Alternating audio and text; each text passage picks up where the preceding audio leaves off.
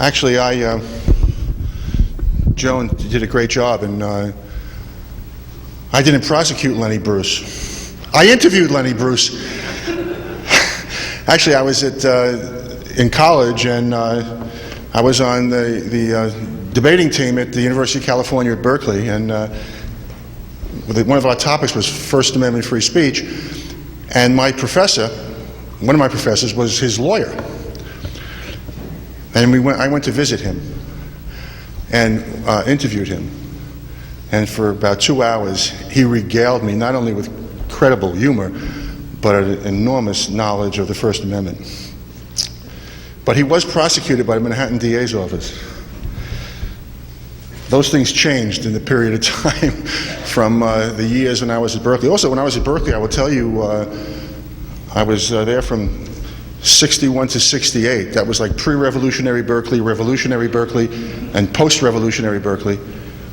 I had occasion to meet both President Kennedy, who spoke for the first time in a public institution in 1962, and I met him, and I then met Dr. Martin Luther King, who spoke at the steps of Sproul Hall, never dreaming that I would someday go to Washington and be involved in the investigations of two extraordinary Americans. But, and you're right, Joan, I would attest to L.J. Delsa, who I asked to work on the committee because he had worked with me in a case of some extremists who came to New York and assassinated 2 New York City police officers. And thereafter they fled back to California and ultimately to New Orleans. And that's when I met him during the course of that prosecution investigation.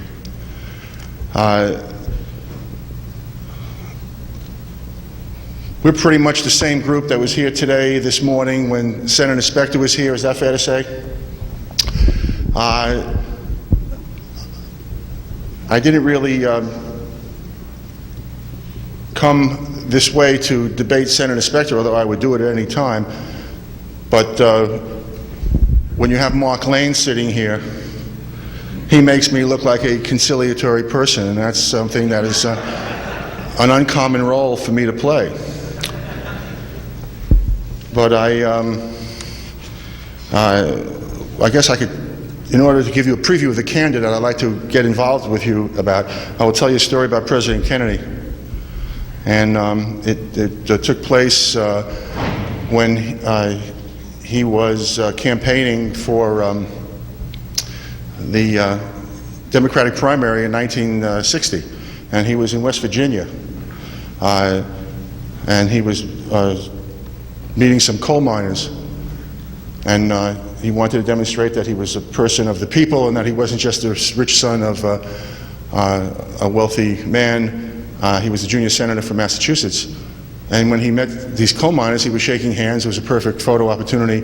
He was in his cashmere coat, his wingtip shoes, his Brooks Brothers suit, his muffler, and one of the coal miners at 6 o'clock in the morning stopped in front of him and said, "Senator, is it true that you've never worked a day in your life?"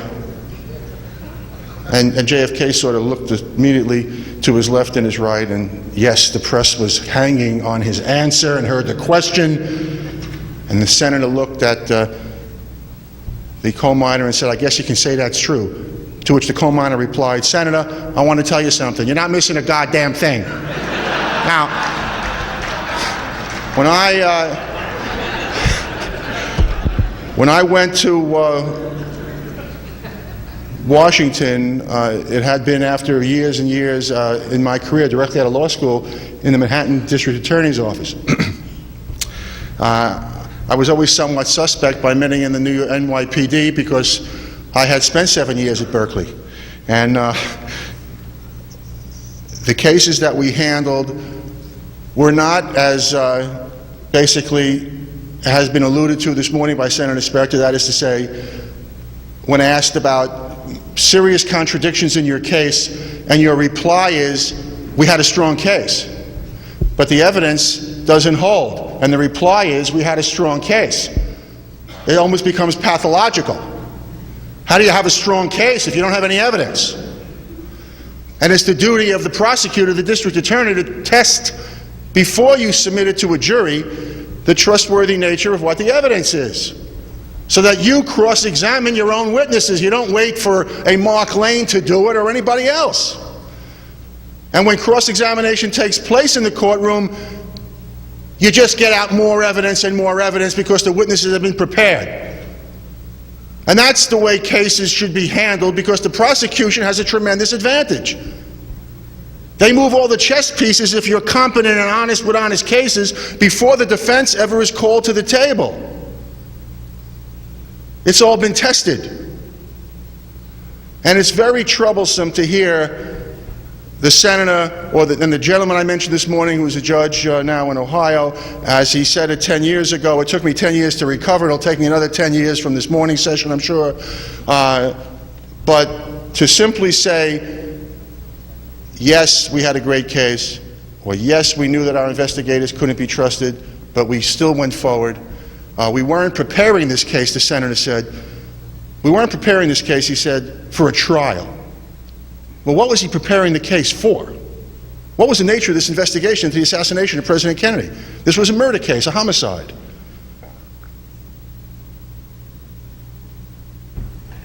Now, I will tell you, I have in my life worked for the Congress of the United States.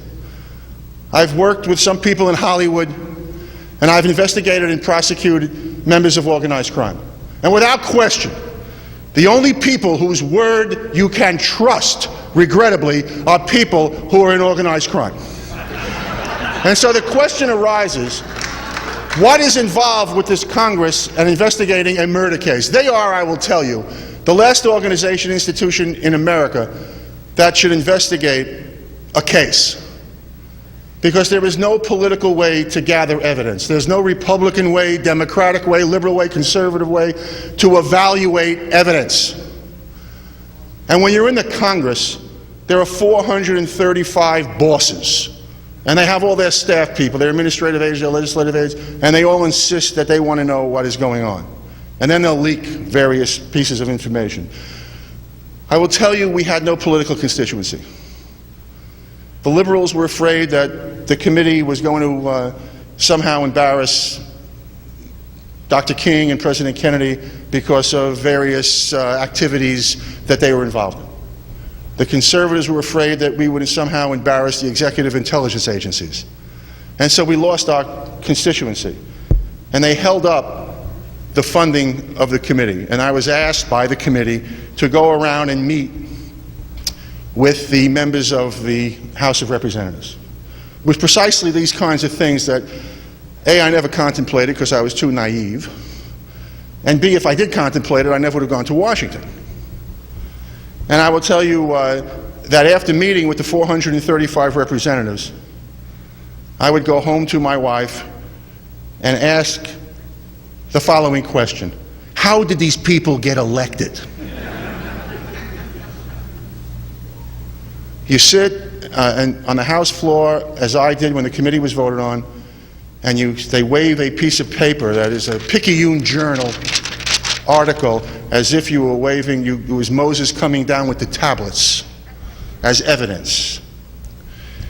What I'd like to do very briefly is to explain some of the reasons why, from a prosecutorial point of view, from what our investigation revealed, there was, in my judgment, no case to ever convict Lee Harvey Oswald of murdering the president.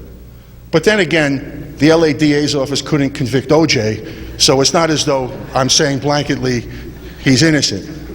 But what I am saying is, from the evidence that we adduced, there were substantial questions that unfortunately Senator Specter left and we couldn't get to. And the first one was the following. And again, when you hear from the experts, and there's disputes between Dr. Bodden and other medical people, and doctors like Gary Aguilar, who is a brilliant individual who has dedicated an incredible amount of time, they know the details about the medical evidence, the ballistic evidence, but it's an overview, I think, that one has to have to appreciate why there really is no case. That is to say, how is it that the police, the cornerstone of truth in every case. How is it that the police, out of the cosmos, focused on the defendant? What led them to that? What was the trail? That's the credibility, the truth of your case. In our case, the Kennedy assassination, the first question was, how was it that Oswald was stopped by Tippit during the course and flow of the investigation that was happening so rapidly? And to almost all Americans, myself included, as I was coming out of a philosophy lecture, I will admit a little earlier, and heard the word spread around the campus in a cascading fashion that the president had been shot. It was unfathomable they were talking about President Kennedy. I thought we were more civilized than that. How is it during the course of this investigation that within an hour and a half, a couple of miles away, a police officer was able to stop Oswald, according to the Warren Commission, because he fit the description that was sent out on the radio to the police at 12:48 p.m. The assassination was approximately 12:30, at 12:48. And the answer the Warren Commission gives is that this fellow Brennan was standing at the angle of the hypotenuse of a right triangle, as I am, looking up now at the depository window. And he allegedly sees this person, the shooter, Oswald, the Warren Commission maintains, and he's able to give a description. A miraculous feat, as Mark Lane indicated this morning, because Mark said if he stood up in the window, you would only see a partial of his body, because the first 4 feet was opaque. But we know, even more than that, because of the great work that was done by Robert Groden, who helped me and the committee and made a major contribution to the American people because of his work and devotion. We know from the photographs that he collected and gave to the committee, the used photographs show before the assassination and after the assassination, within 15 to 30 seconds, nobody's in that window. So whoever the shooter was did not stand up and say, "Hooray, I just murdered the president." Whoever the shooter was, if they were in that window at the sniper's nest, was crouched down in the sniper's nest, looking out that window, which was raised about 12 inches. At best, if anybody saw anybody in that window, they would have had a partial of their face, at best. Brennan claims that he gave this description up. The question is, who did he give it up to? One naturally thinks he gave it to the Dallas police, because they're the ones who sent the wire out at 12:48 that justifies the Tippit stop. And in fact, what happened was, he gave it to the Secret Service, to Forrest Sorrells, who came back after 1 o'clock. He came back from Parkland Hospital because all of the people, Secret Service people that were at Dallas, were in the motorcade. And they went to Parkland. Now again, as I said this morning with respect to the gaping hole in the back of the president's head, it's just the kind of a story that someone would forget that, well, I don't know, I may have given it to a police officer or the Secret Service. How many people here have met a Secret Service agent the day the president was assassinated, and you gave a description of someone who might have been the killer? Is that an individual you would forget? But Sorrells corroborates what he says.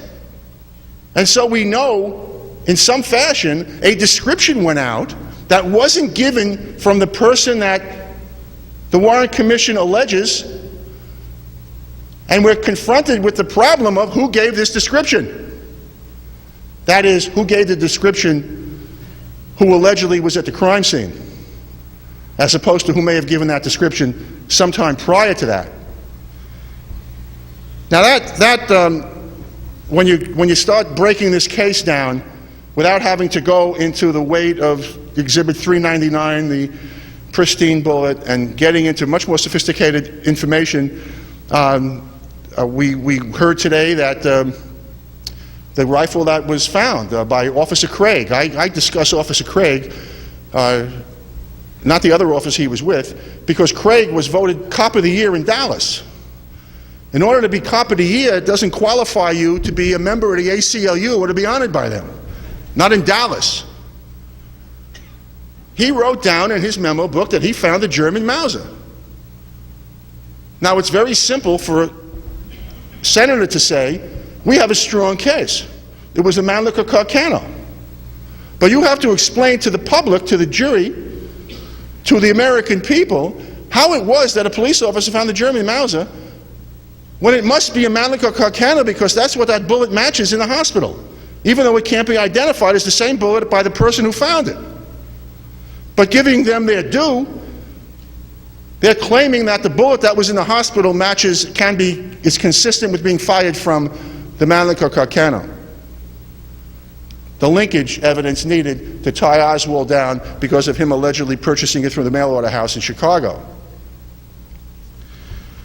The other area of interest for us was specifically when the shots were fired. One of the tests of credibility are what people spontaneously do. They have no time to fabricate, they respond, and that's why we have that spontaneous utterance that is admissible as hearsay, because of its very nature. We believe it to be trustworthy.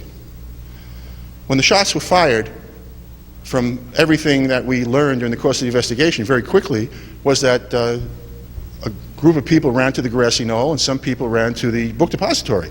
And the people who ran to the grassy knoll, including one police officer, withdrew his service revolver, pointed at somebody beyond the fence who was wearing a suit, and that person stopped and flashed a Secret Service identification. Simultaneously, officers running into the book depositories had a couple of people running out and they flashed Secret Service identification. The problem is, as I just mentioned, all the Secret Service people were in the motorcade. And the question arises, who were these people? What, if anything, was done by the Warren Commission to suggest that there may have been some other people involved? The major area of concern occurred while we were going through the various issues. The Parkland Hospital was a very significant issue of those doctors who had signed off on the gaping hole in the back of the president's head. I'm not a scientist.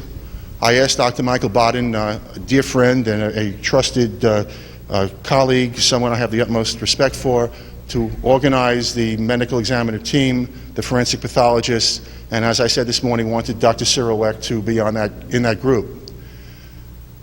But there's a common sense rule that applies, isn't there? If someone is shot, if I am hit right now, if you were to walk up here and strike me in the head, it is more than not likely that I would move my head if you struck me in the front of my head backwards. This was a sort of physics 101 in high school, with the cue ball hitting the 8 ball hitting the other ball. They sort of all move in that direction. I now have a better understanding and appreciation for my physics teacher as I watch this simplistic example being explained to us. How is it that if the people in Parkland are telling the truth, and half of the president's head falls down over his ear, as you see the Zapruder film, and we have the gaping hole in the back, that if he was shot from the back, and that injury occurred, why is there no injury in the front of the president's face? Now, I have never gotten an explanation from anyone about that. And as I said, my only disagreement with my dear friend, Dr. Bodden, is the provenance of the exhibits that he's shown, their legitimacy. During the course of the investigation, a fascinating issue occurred. I had sent Gaten Fonzie and Detective Al Gonzalez from New York, who had trained me when I was a young assistant DA. He was a homicide detective handling what we called Manhattan North, which was north of 59th Street. And they went down to Miami. And in Miami, they were working with Antonio Vecchiano, Alpha 66 people, and we were trying to find out who Maurice Bishop was. And as time went on, it became apparent that Maurice Bishop was David Phillips. And so we brought David Phillips up, and right at that time, this extraordinary historical character came into my office. I had never met him, but of course I had known about him. I read his book, which I enjoyed thoroughly, and I enjoy books, so I'm the one who encourages people to read a lot. And he came and he introduced himself, and he gave me, and he was very cautious about his introduction. He was fearful that I was this hard-nosed prosecutor from Manhattan, and I was probably going to whitewash the whole goddamn thing anyway. But he wanted to hand me the document, and he did, and I read the document. He obtained it from the Freedom of Information Act. It was all verified. And it was extraordinary. And it ultimately led to the complete stalemate between the staff and the committee. And here's what happened. And this will tell you more about why the Congress should never investigate a case like this.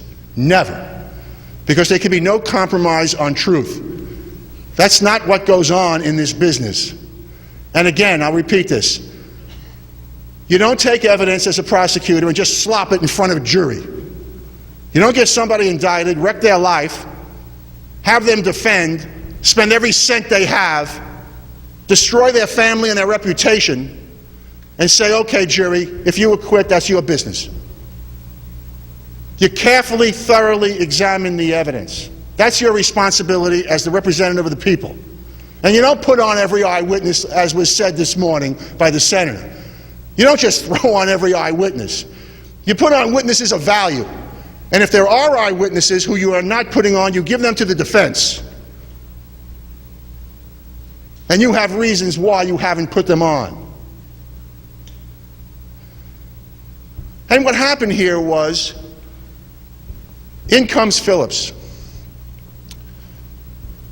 Executive Committee questions, and he says, with respect to the Oswald appearance, I should say the Lee Henry Oswald appearance, because that's what the government said on October 1st, on or about October 1st, 1963. The Lee Henry Oswald appearance in Mexico City, and the Russian embassy calling the Cuban embassy, wanting to get transportation to clearance to Havana and then to Moscow or wherever. And he insisted on having a Russian interpreter, this Lee Henry Oswald, even though the historical Oswald spoke fluent Russian. And he kept insisting on the phone that he was Lee Henry Oswald, knowing that this bugging was going on between U.S. and communist embassies. They bugged us, we bugged them. Sort of a James Bond thing. And Phillips said that the tape of that conversation, after we demonstrated, of course, that the photo on the telex is not the historical Lee Harvey Oswald, he said the photographic equipment broke down. And the wrong person was put on, and the identification of that person was that of the person who appeared on the photograph, not the historical Lee Harvey Oswald. So it was a lot more than just having the photographic equipment break down. You would have the right description, you would have the wrong photo.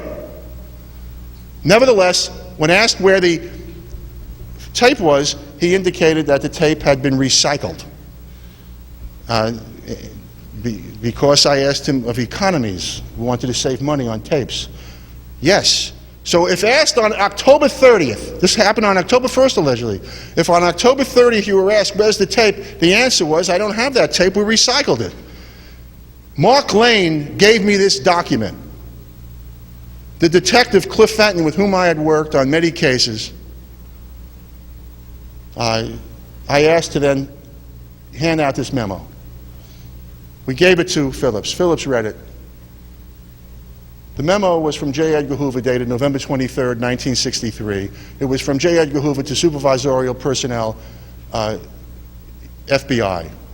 And it said, our agents who were questioning Lee Harvey Oswald for the last 17 hours have listened to the tape of October 1st, 1963 in Mexico City from an individual identified as Lee Henry Oswald. And the voice on the tape, our agents say, is not the voice of Lee Harvey Oswald. Phillips took that, put it in his pocket, and walked out. The committee, I informed, was just visited with contempt and perjury. And in order to deal with that effectively, my recommendation was to invite him back with his counsel and to have him purge himself, because we were not a grand jury. We weren't looking to indict anybody. We wanted to get information. He had vital information.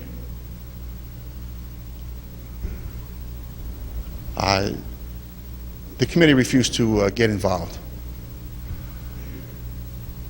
Once we made that connection, and I kept demanding that we bring him back, the following occurred in the search for the truth.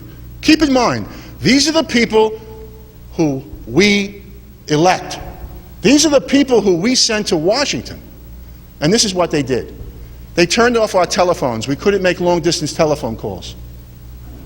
They took away our franking privileges. We couldn't send out letters. Well, we could have and put our own stamps on.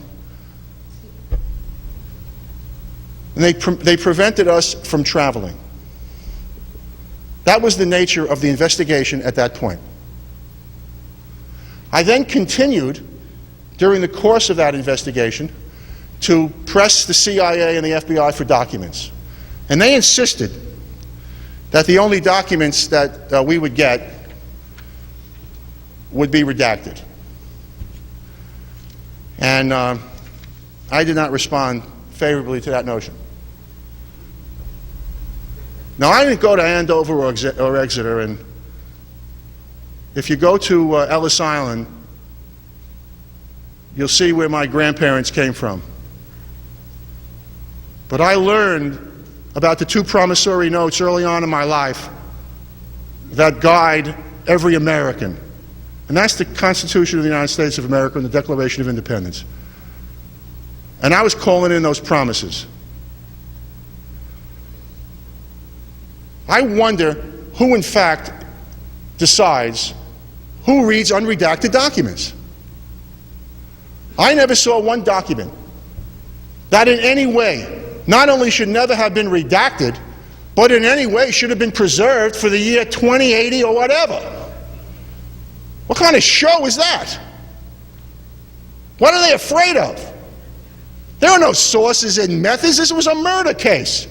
The only source and method we would have found out is who in fact killed the president. And that's what we were supposed to do. I thought back when I realized now, then meeting again the members of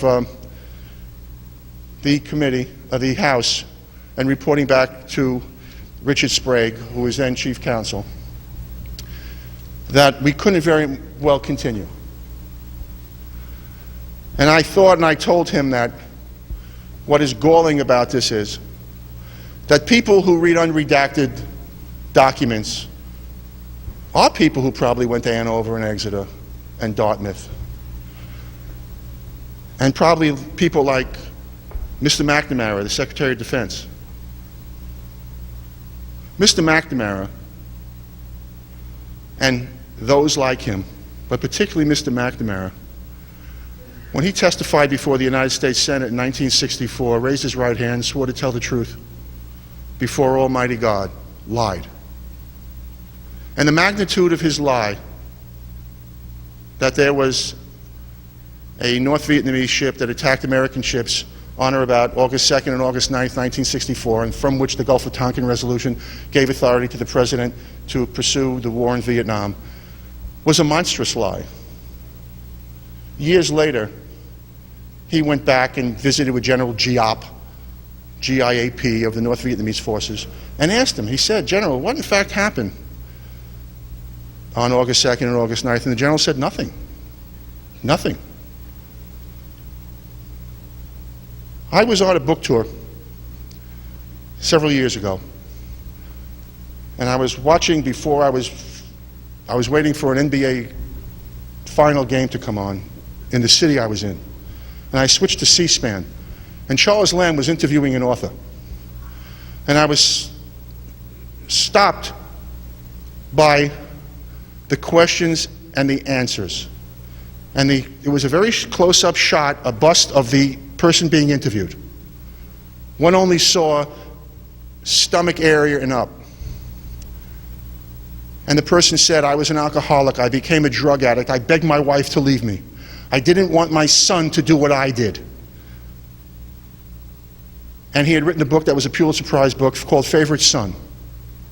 He is the son of Chesty Puller, who was the most decorated Marine in the 20th century. Entered World War I as an enlisted man, became a general, and every night, basically at Paris Island, young Marines say goodnight, Chesty. And his son was being interviewed. I had never seen it, but I'd heard of his book. And the camera then withdrew, and I saw that he had no legs. And then I noticed when he picked up his water, his hand was webbed. He had stepped on a landmine. He was in Vietnam for about 8 weeks. And because the medevac units, unlike in Korea, were so high-tech, we pulled people off the battlefield who we left for dead before. And 500,000 people like this young man gave their body parts to this war that was a lie. McNamara should be in jail. But he gets to read unredacted documents. The reason I mention this is because if I say to you that 59,000 people were killed in Vietnam and 500,000 are in hospitals, it's the equivalent of my saying to you and you saying to me, 53,000 Americans died at Gettysburg on July 4th weekend in 1863. Where's the connection? Where's that connection between the horror, the nightmare of the injustices that occur when a war is a fake and based on a lie?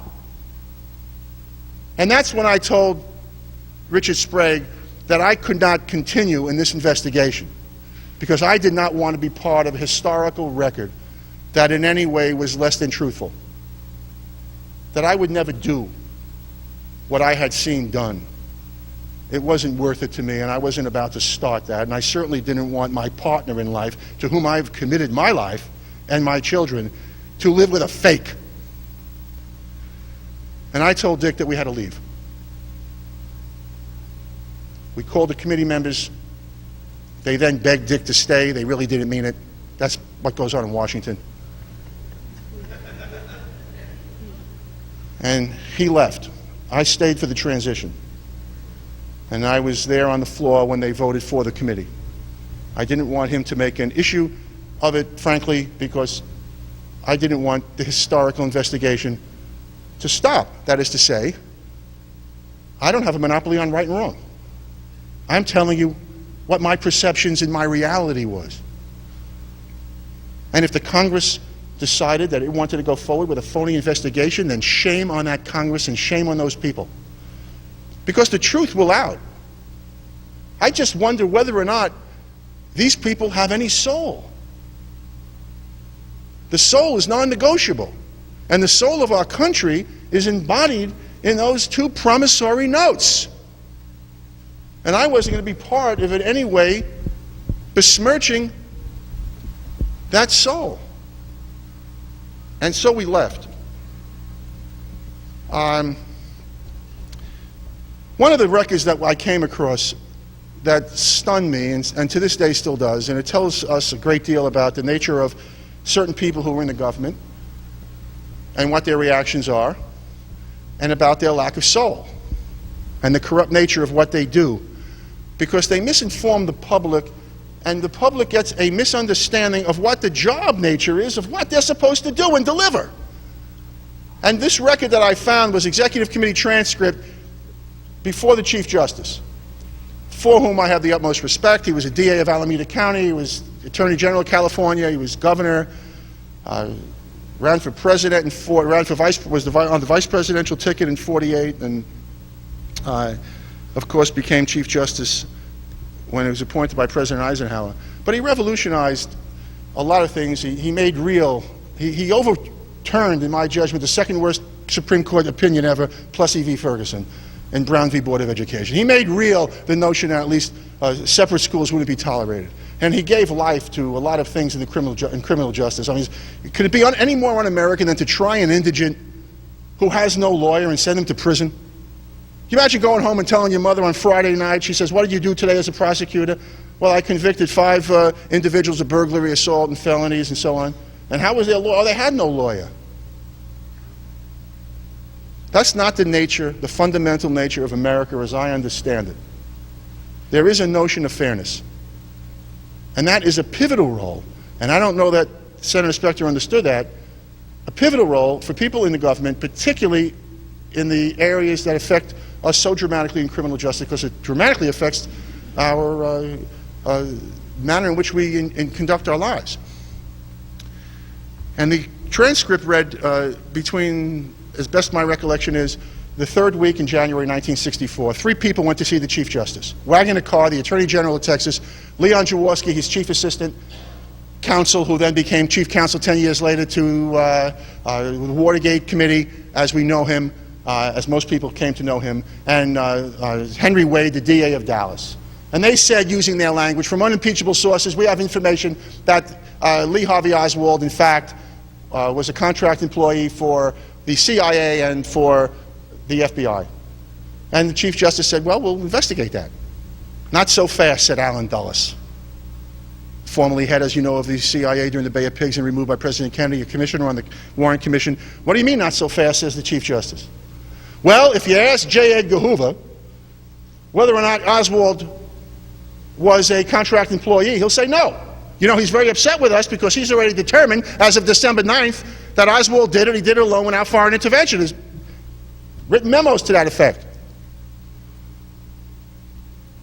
And the Chief Justice said, you mean to tell me, this is all on transcript, you mean to tell me that if I were to call an agent in here, he would lie?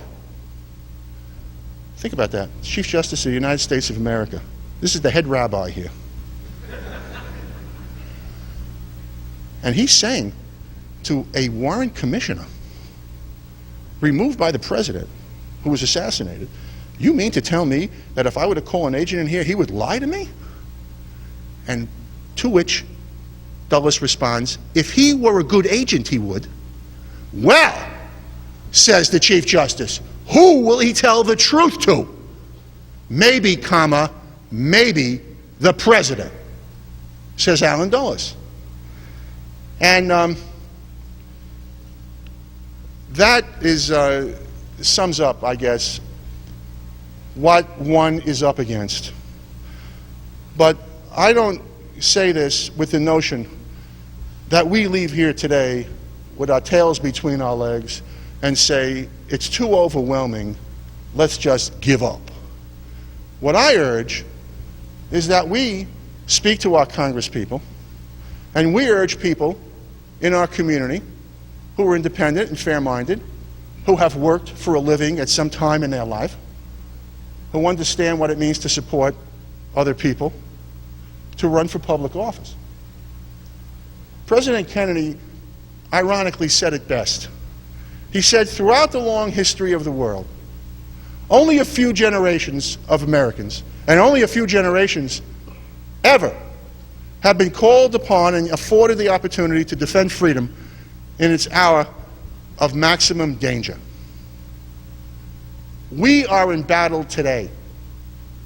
We have the reality of what President Kennedy's vision was of the dangers that we faced in 1961 when he gave his inaugural address. And the very first step in the battle that we face today, it seems to me,